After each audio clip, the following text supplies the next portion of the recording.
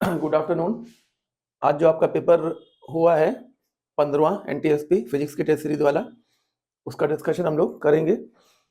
और एक बात आपसे ये कहनी है, जो बहुत ज़रूरी है कहना, कि जो फिजिक्स का टेस्ट सीरीज का जो 14वां पेपर हुआ था, वो एक्चुअली जेई मेंस के लिए हिसाब से बनाया गया था और वो चला गया है आपके पास।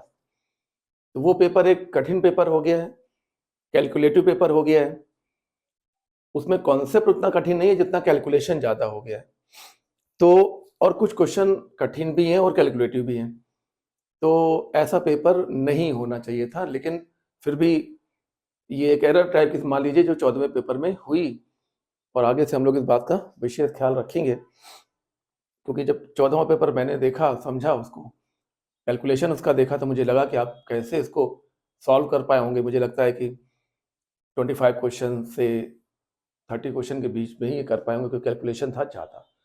तो खैर, हम लोग 15वां क्वेश्चन पेपर पहले डिस्कस करेंगे, 14वां भी डिस्कस करेंगे, लेकिन पहले 15वां पेपर पहले डिस्कस करते हैं जो आज हुआ है। वर्क डन का जो फार्मूला होता है उस पर बेस ये क्वेश्चन है कि -10 वोल्ट के पोटेंशियल से V वोल्ट के पोटेंशियल पर एक चार्ज को ले जाया गया, और इस चार्ज को ले जाने में जो वर्क डन हुआ वो 100 जूल हुआ, और चार्ज की जो वैल्यू थी वो थी Q = 4 कूलम्ब। तो कह रहे हैं कि V की वैल्यू क्या होगी। तो वर्क डन का फार्मूला जो सभी लोग जानते हैं, V final minus V initial, तो ये 4 और इसकी वैल्यू 100 और इसकी वैल्यू V और इसकी वैल्यू -10, ठीक है ना। सो 100 = 4 और V + 10, सही ना, minus minus plus. 25 = V + 10, hence V = 25 - 10 यानी कि 15 वोल्ट। तो ये एक फार्मूला बेस्ड क्वेश्चन था, आसान क्वेश्चन था, सभी लोगों ने कर लिया होगा। दूसरा क्वेश्चन है कि एक चार्ज पार्टिकल ओरिजिन पर रखा हुआ है जिसकी वैल्यू है Q, और एक दूसरे चार्ज पार्टिकल को पॉइंट A से पॉइंट B तक हम लोग लेके जा रहे हैं। पॉइंट A के कोऑर्डिनेट 0, A हैं, और पॉइंट B के कोऑर्डिनेट A, 0 हैं। इसका मतलब है ये दूरी भी A है और ये दूरी भी A है। तो कह रहे हैं कि पार्टिकल को A से B तक ले जाने में हमें कितना वर्क करना पड़ेगा। एक चार्ज पार्टिकल को वहां से वहां तक ले जाना है। तो वर्क डन का फार्मूला जैसा कि आप जानते हैं, QV final point minus V initial point. तो आप ये समझिए, इस चार्ज को हम ले जा रहे हैं, अरे यार एक सेकेंड, तो देखिए जरा वर्क डन का फार्मूला, W = Q, जिस चार्ज को हम ले जा रहे हैं, देखिए वो चार्ज Q है और हम इसको ले जा रहे हैं। तो QV फाइनल पॉइंट का माइनस V इनिशियल पॉइंट का। अब आप ध्यान दीजिए, तो जो पोटेंशियल B का होगा वही पोटेंशियल A का होगा, क्योंकि इसका फॉर्मूला होगा 1/4 पाई एप्सिलॉन नॉट Q/A, और इसके लिए भी वही वैल्यू आएगी 1/4 पाई एप्सिलॉन नॉट Q/A। ऐसा इसलिए हुआ क्योंकि ये चार्ज Q है और ये दूरी भी A है और ये दूरी भी A है। तो इसकी वजह से जो पोटेंशियल पॉइंट B का होगा वही पोटेंशियल पॉइंट A का होगा। इस तरीके से दोनों चीजें कैंसिल हो जाएंगे और आंसर कितना आएगा, 0। तो ये क्वेश्चन भी एक सिंपल अच्छा क्वेश्चन है, आने लायक छोटा सा। Potential in the equipotential plane of the dipole, dipole के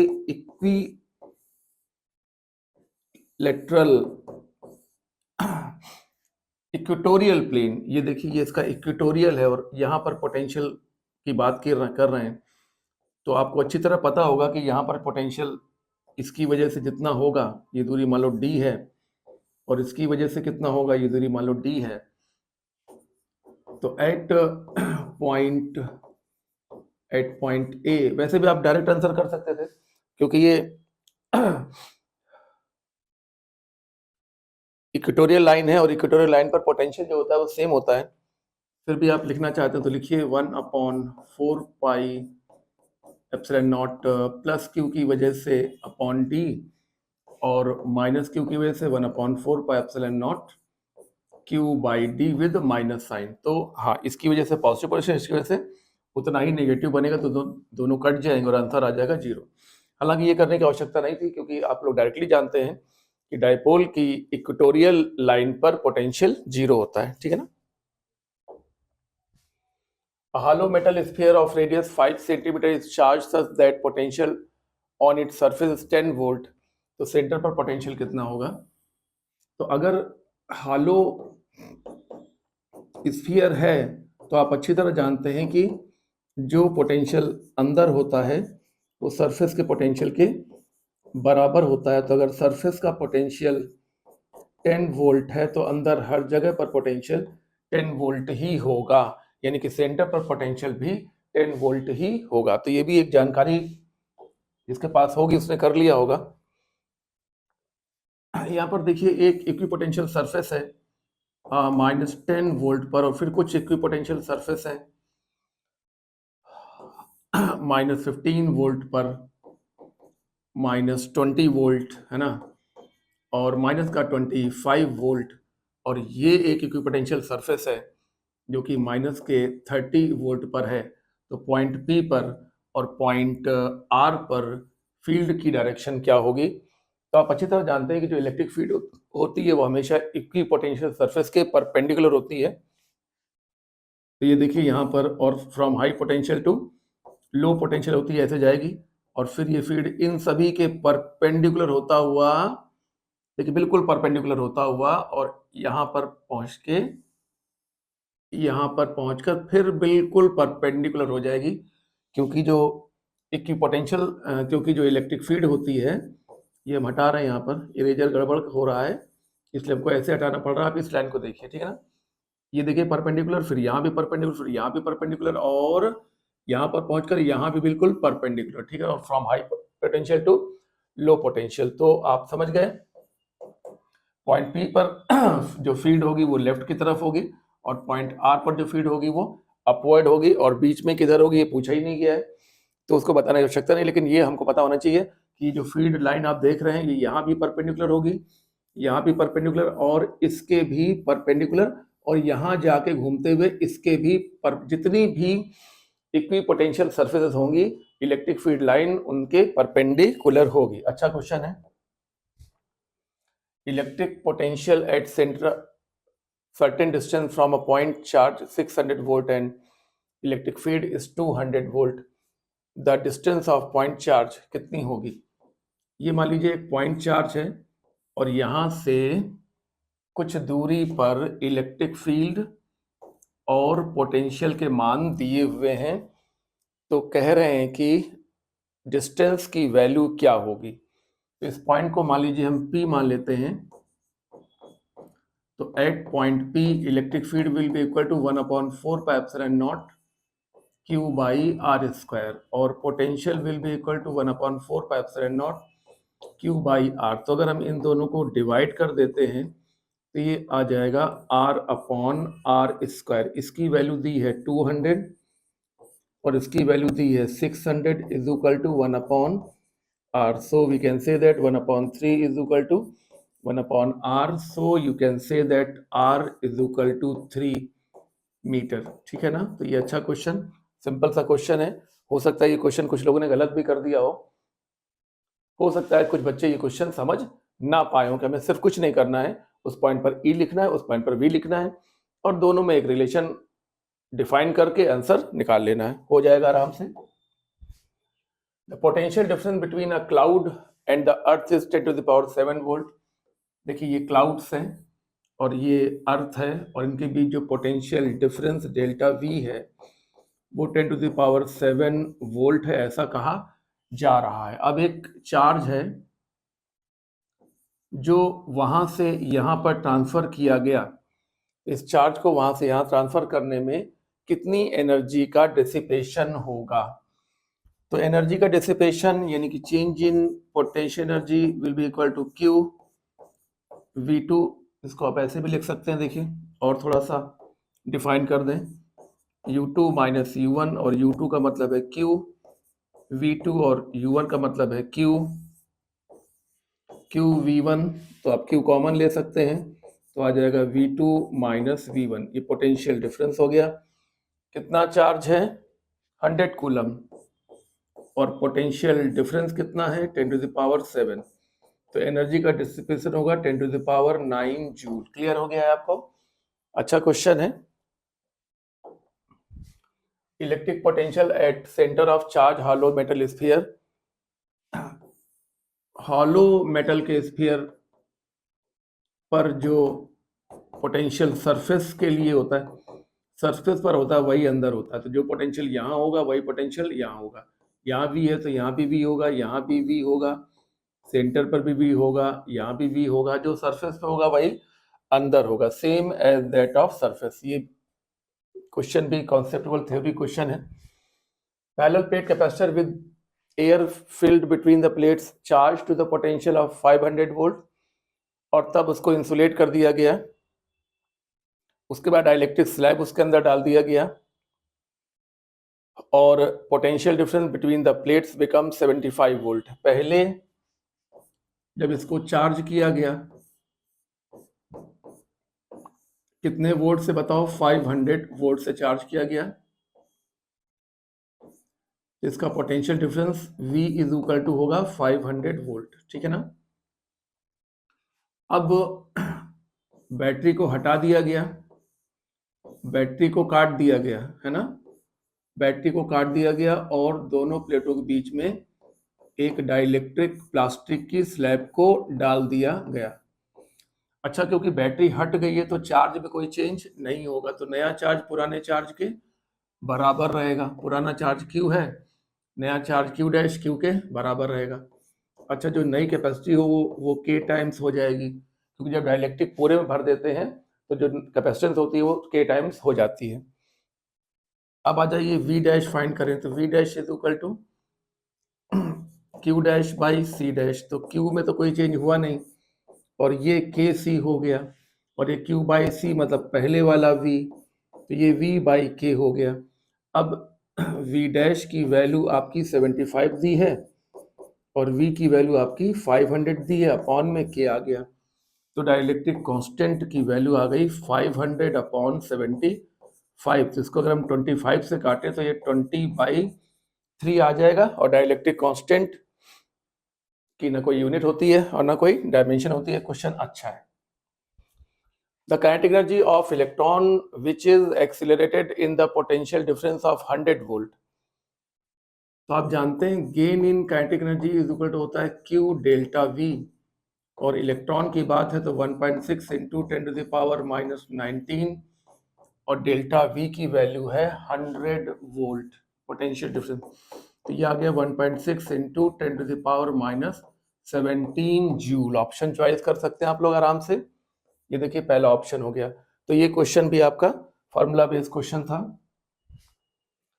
A parallel plate capacitor is charged and charging battery is then disconnected। एक पैरेलल प्लेट कैपेसिटर को चार्ज किया गया, चार्ज करने के बाद चार्जिंग बैटरी को हम हटाने वाले हैं। ये देखिए हमने चार्जिंग बैटरी को हटा दिया, और हटाने के बाद अब क्या किया देखें जरा, और अब प्लेटों के बीच की दूरी को बढ़ाना शुरू कर दिया। अच्छा भाई, तो प्लेटों के बीच की दूरी को हमने बढ़ाना शुरू किया। जब प्लेटों के बीच की दूरी बढ़ाएंगे तो चार्ज पर तो कोई फर्क नहीं पड़ेगा। चार्ज पहले Q था तो अभी भी चार्ज तो Q ही रहेगा, क्योंकि जब बैटरी काट दी जाती है तो सारे रास्ते कट जाते हैं, तो ना चार्ज कहीं से आ सकता है और ना कहीं को जा सकता है, तो चार्ज पर तो कोई फर्क नहीं पड़ेगा। अब देखते हैं Q is equal to CV। ठीक है ना? Q सेम रहेगा।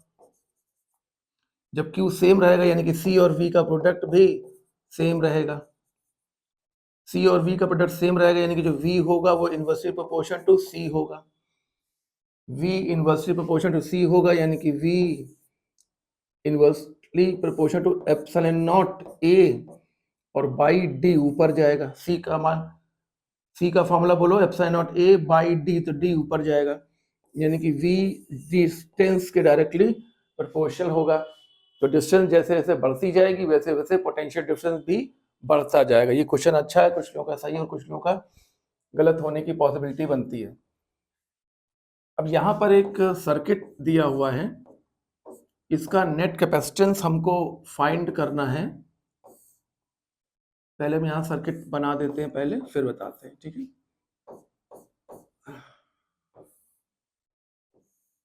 एक कैपेसिटर बीच में यहाँ पे लगा हुआ है, एक कैपेसिटर यहाँ पे लगा हुआ है, और फिर एक कैपेसिटर यहाँ पे लगा हुआ है, और फिर एक कैपेसिटर यहाँ पे खुला हुआ पड़ा हुआ है। तो खुले हुए से तो कोई मतलब है नहीं, ये सिस्टम में शामिल नहीं होगा, क्योंकि वही कैपेसिटर सिस्टम में शामिल होता है जो चार्ज हो पाए, और इस प्रकार का खुला हुआ कैपेसिटर कभी भी चार्ज नहीं हो सकता। तो आइए हम कुछ नाम यहाँ पे दे दें। इस पॉइंट को हमने नाम दिया B, तो ये पॉइंट भी B होगा और ये पॉइंट भी B होगा, तो ये पॉइंट भी B होगा। इसको नाम दे दिया C, अगर इसको C नाम दे दिया तो ये पॉइंट भी C होगा, डायरेक्टली जुड़ा हुआ है। तो आइए A से चलें और बनाना शुरू करते हैं इसको। A से हम चले, ये हमने बना दिया ये वाला, हम कहाँ पहुंच गए बताओ, B पर पहुंच गए। अब ये कैपेसिटर जो है ये वाला, वो B और C के बीच में है।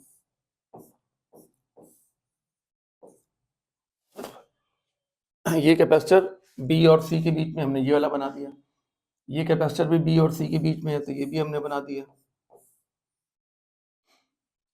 फिर वो कैपेसिटर भी B और C के बीच में है, तो हमने वो भी बना दिया। और फिर C के बाद वो सामने वाला कैपेसिटर है, ये लीजिए, और ये पॉइंट B हो गया। ये सारे कैपेसिटेंस सेम है। अब हमें नेट, और इससे कोई मतलब है नहीं, इसको आप हटा दीजिए, ठीक है ना। तो अब हमें नेट कैपेसिटेंस निकालने के लिए ये हो गया आपका C, अगर हम ये हो गया C, और ये पूरा हो गया 3C, और उसके आगे ये हो गया C, और ये तीनों हो गए सीरीज में।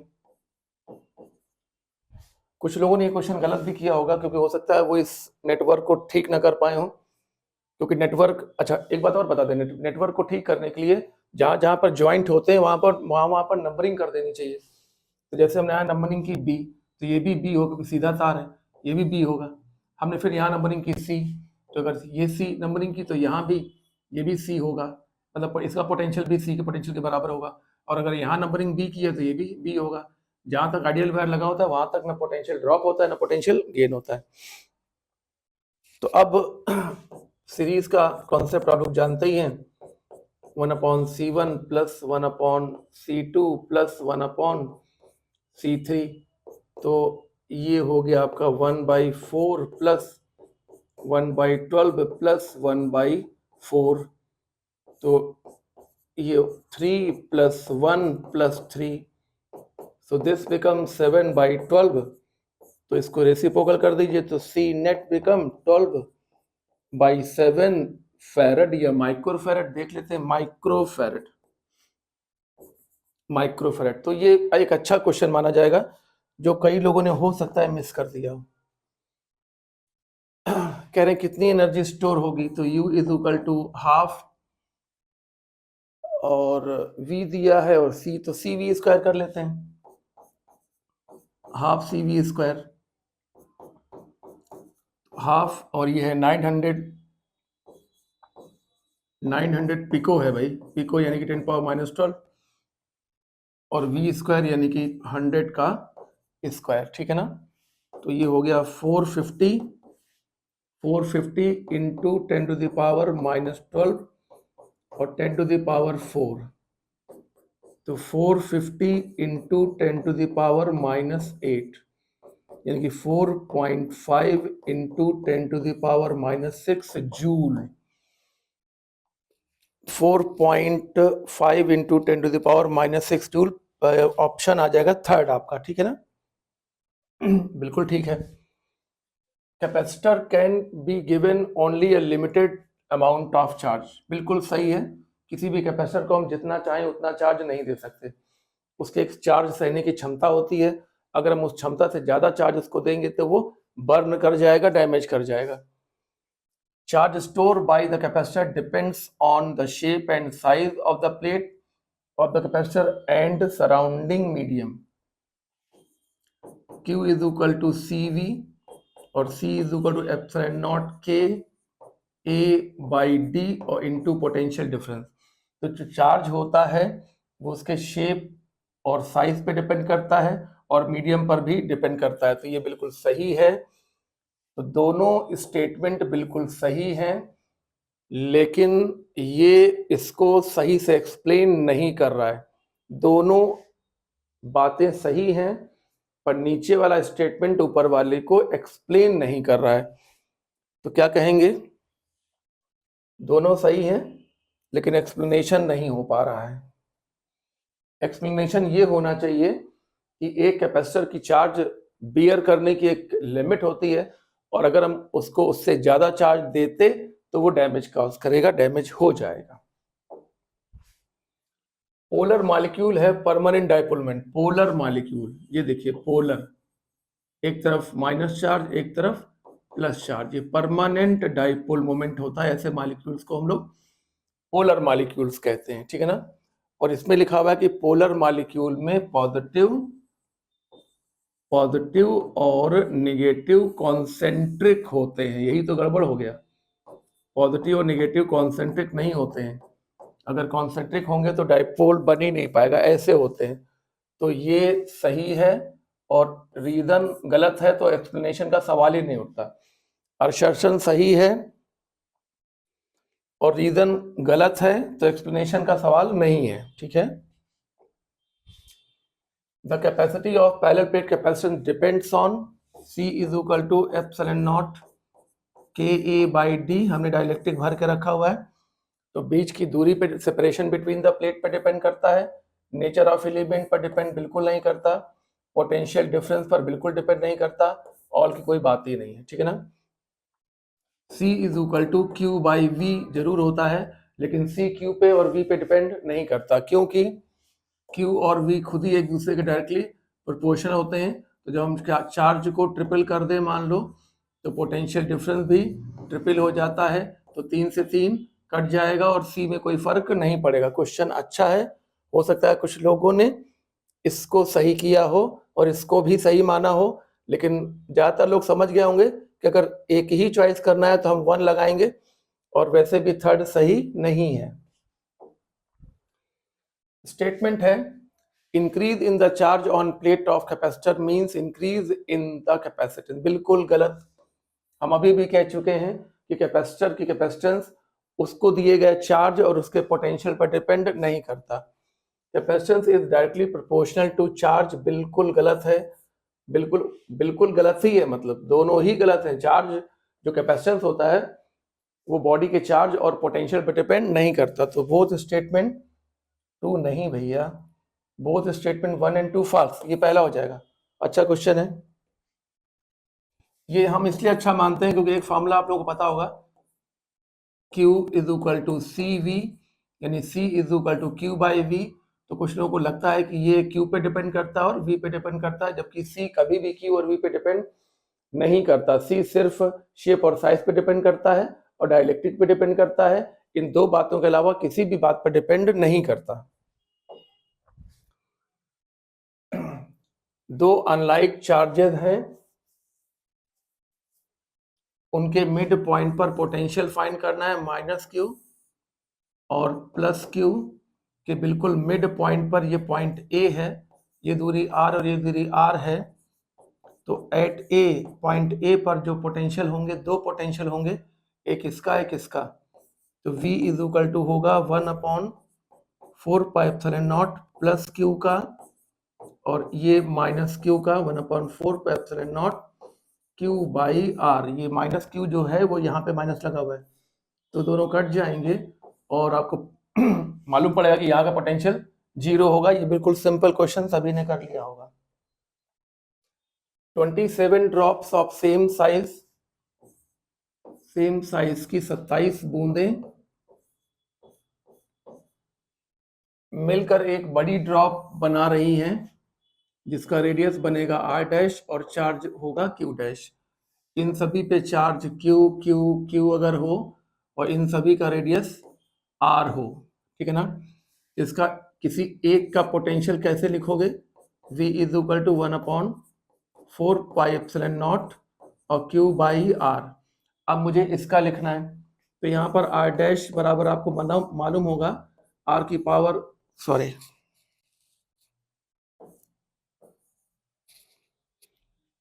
बड़ी ड्रॉप का जो r डैश होता है वो n की पावर 1/3 r होता है, ये आपको पता होगा, ठीक है ना। ये कैसे किया गया? कंजर्वेशन ऑफ वॉल्यूम से।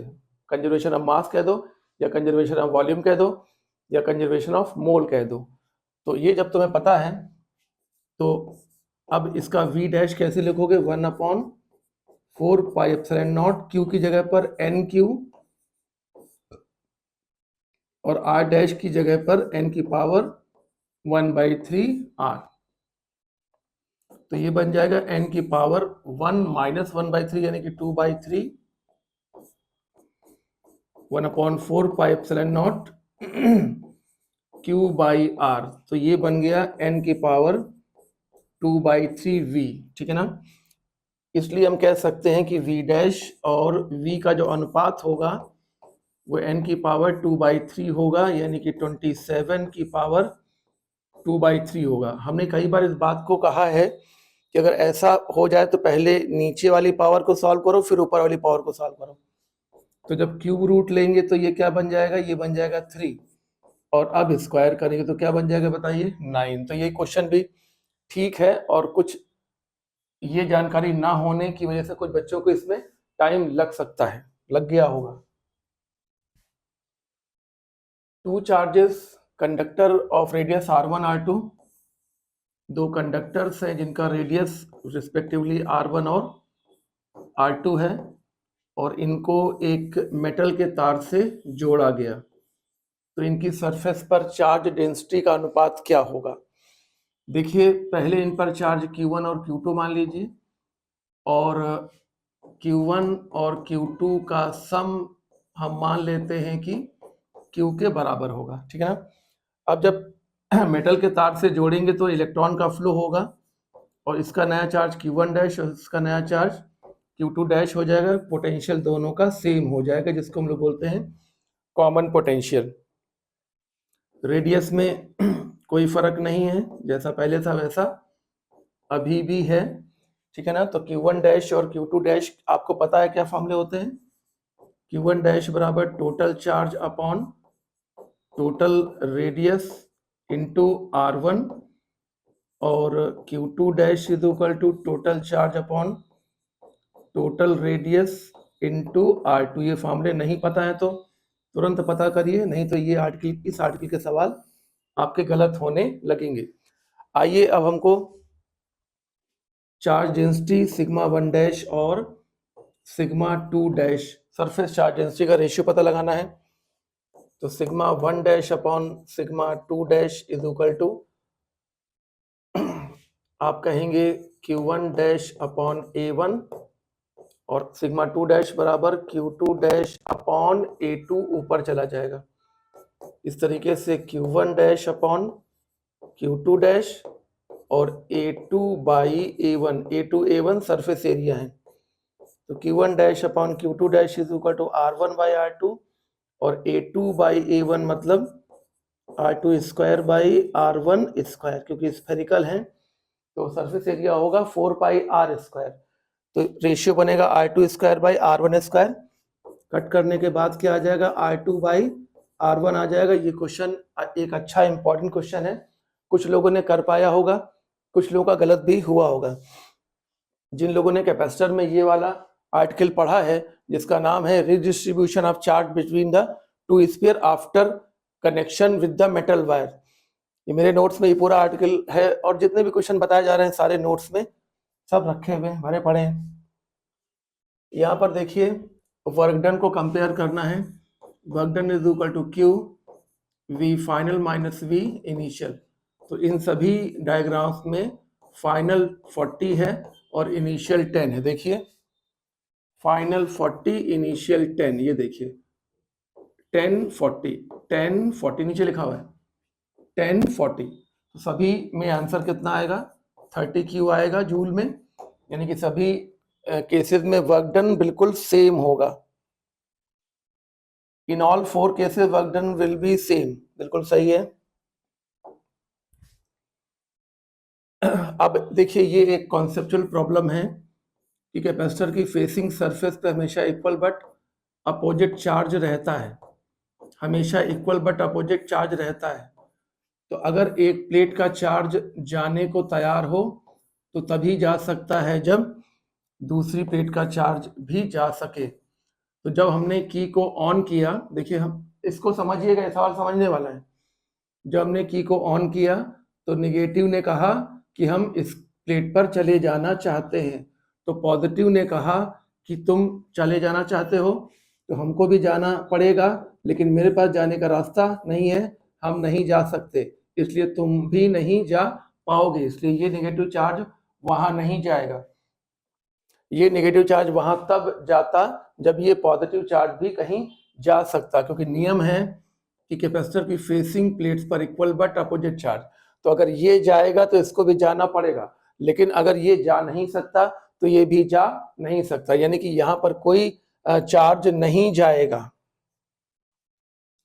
इस प्लेट से इस प्लेट पर कोई चार्ज जाएगा ही नहीं, यानी कि ये जो सेकेंड कैपेसिटर है उसकी चार्जिंग नहीं हो पाएगी। In the region of constant potential, जहां पर पोटेंशियल कांस्टेंट होंगे वी वी वी, वहां पर कोई इलेक्ट्रिक फील्ड नहीं होगी। देखिए जीरो, यहां भी ई होगा जीरो, ठीक है ना, क्योंकि इलेक्ट्रिक फील्ड वही होती है जहां पर पोटेंशियल डिफरेंस होता है। जैसे मान लीजिए कि यहाँ का पोटेंशियल 2v और 2v, तो यहाँ भी यहाँ फील्ड नहीं, और यहाँ भी फील्ड नहीं होगा, और यहाँ भी फील्ड नहीं होगा। तो कहाँ हो सकता है, हाँ कहाँ होगा, हो सकता है नहीं, होगा ही होगा, यहाँ पर फील्ड होगा। देखिए ई यहाँ होगा, इस तरफ से इस तरफ यहाँ पर फीड होगा, from high potential to low potential, यहाँ पर फीड होगा from high potential to low potential. इस तरफ फीड, इस डायरेक्शन में फीड नहीं होगा, और इस डायरेक्शन में होगा, ठीक है ना। In the region of constant potential electric field will be zero. अच्छा सवाल है। What is the angle between electric field and equipotential surface? जैसे कि हम बता चुके हैं कि फील्ड हमेशा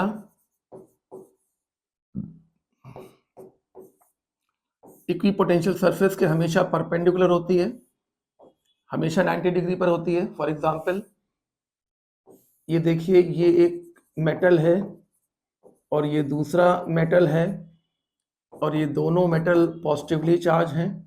चलो अच्छा, एक पॉजिटिवली एक नेगेटिवली चार्ज है, तो इलेक्ट्रिक फील्ड यहाँ से निकलेगी परपेंडिकुलर और यहाँ पर टर्मिनेट होगी बिल्कुल परपेंडिकुलर। देखिए ध्यान से, ये देखिए। अच्छा, आप सोच रहे होंगे मेटल क्यों लिख दिया? मेटल इसलिए लिख दिया क्योंकि मेटल हमेशा इक्विपोटेंशियल होता है, यानी कि इस पूरे का पोटेंशियल अगर +10 वोल्ट होगा तो इस पूरे का पोटेंशियल -10 वोल्ट होगा, और इलेक्ट्रिक फील्ड हमेशा high potential to low potential जाएगी और हमेशा इक्विपोटेंशियल सरफेस के परपेंडिकुलर होगी, यानी मेटल के भी हमेशा परपेंडिकुलर होगी। 2 charges of magnitude 5/2 nano coulomb. अच्छा, 2 चार्जेस हैं, एक है 5 नैनो कूलम और दूसरा है -2 नैनो कूलम, और उनकी पोजीशन है आपकी 2,0, यानी कि ये है 2 सेंटीमीटर, और उसकी ये पोजीशन x, यानी कि ये है x सेंटीमीटर। तो सिस्टम की पोटेंशियल एनर्जी हमको फाइंड करनी है, तो इनके बीच की दूरी कितनी होगी? इनके बीच की दूरी होगी x - 2 सेंटीमीटर। तो अब हम दो चार्जेस सिस्टम की potential energy 1/4 pi epsilon not Q1 Q2 by R, ये दिया हुआ है -0.5 माइक्रो कूलम्ब को हमने कूलम्ब में कन्वर्ट कर लिया, 9 × 10⁻9 और Q1 Q2 5 नैनो और ये हो गया आपका 2 नैनो अपॉन बीच की दूरी कितनी बताइए, x-2 और सेंटीमीटर को हमने कन्वर्ट किया मीटर में और यहाँ लगाया माइनस का साइन। क्यों लगाया? क्योंकि ये पॉजिटिव चार्ज है और ये नेगेटिव चार्ज है, तो दोनों का प्रोडक्ट नेगेटिव होगा, ठीक है ना।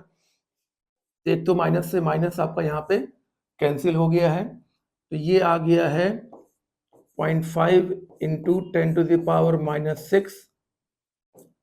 अरे भाई,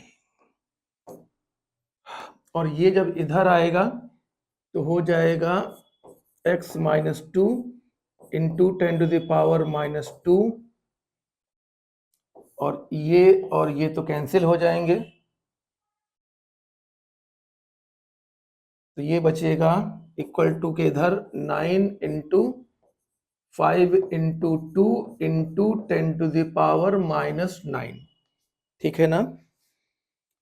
तो ये इस तरफ हो गया 5x - 2 × 10⁻⁻9। हाँ, ये पॉइंट लगाया ना, तो -7 और -2 -9, ठीक है। हाँ, 5 कर दिया, पॉइंट हटा दिया, और ये हो गया 18 × 5 × 10⁻⁻9। तो ये 5 से 5 भी कैंसिल हो गया और इससे ये भी कैंसिल हो गया, तो x - 2 = 18, तो x = 18 + 2 यानी कि 20 मीटर। तो यहाँ पर आपका हमने पूरा काम SI में किया है और SI में किए होने की वजह से ये आंसर 20 मीटर में होना चाहिए। इसका आप सुधार कर लीजिएगा अपने पेपर में भाई, ये आंसर आप मीटर में कर लीजिए, क्योंकि हमने सारा काम SI सिस्टम में किया है। तो जो x का मान आएगा वो किस में आएगा बताइए, मीटर में आएगा, क्योंकि हमने सेंटीमीटर को मीटर में कन्वर्ट करके रखा है। तो ये आपका 25 क्वेश्चन का स्लाइड जो तैयार था वो मैंने करा दिया है। अब 26 क्वेश्चन से लेके 50 क्वेश्चन का जो नेक्स्ट पार्ट होगा वो हम लोग करेंगे। क्वेश्चन लगाते रहिए और पढ़ते रहिए और क्वेश्चन लगाते रहिए। फिजिक्स में खास तौर से, केमिस्ट्री में खास तौर से, बायोलॉजी में तो रिवीजन करते ही रहते हैं, वो तो आप करते ही हैं, रेगुलर करते ही हैं। फिजिक्स में केवल नोट्स पढ़ने के बजाय नोट्स पढ़ने के बाद 2 क्वेश्चन, 5 क्वेश्चन, एक चैप्टर में 7 क्वेश्चन, 10 क्वेश्चन, जब 10 क्वेश्चन लग जाए तो कोई अगला चैप्टर पकड़ लीजिए, कभी इलेक्ट्रो पे जाइए, कभी मैकेनिक्स पे जाइए। इस प्रकार से टॉपिक बदल बदल के अपने को चेक करते रहिए कि आपको फार्मूले वगैरह याद है कि नहीं याद है। जो सवाल आपको अच्छा लगे उसका फार्मूला अलग नोट कर लीजिए, क्योंकि अच्छे सवाल में जो फार्मूला लग रहा है वो जरूर कोई अच्छा फार्मूला ही होगा। ये सब करते रहेंगे तो आपको बेहतर परिणाम मिलेंगे। Thank you.